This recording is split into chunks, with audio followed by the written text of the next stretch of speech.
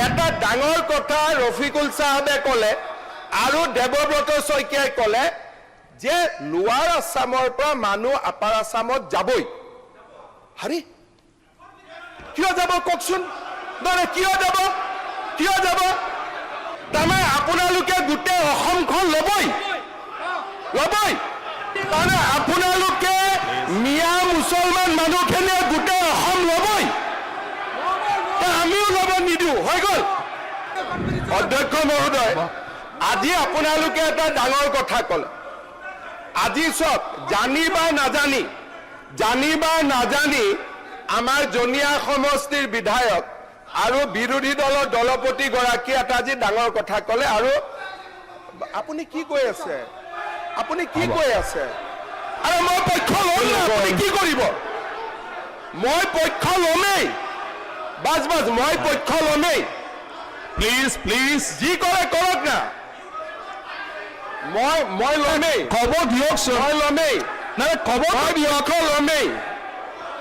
আৰে কি লাগে এতিয়া আৰে নহয়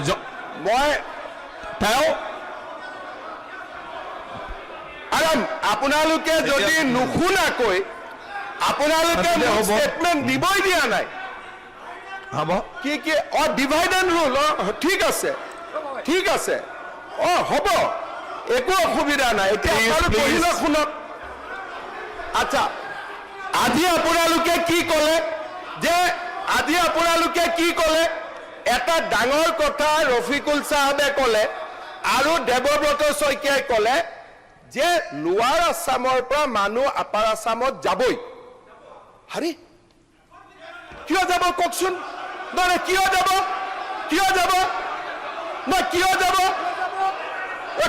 আপোনালোকে কওক তাৰমানে আপোনালোকে গোটেই অসমখন ল'বই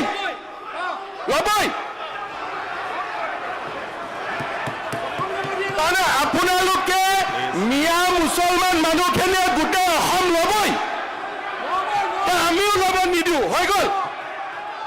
আমিও ল'ব নিদিওঁ আপোনালোকে আজি হাউচত ক'লে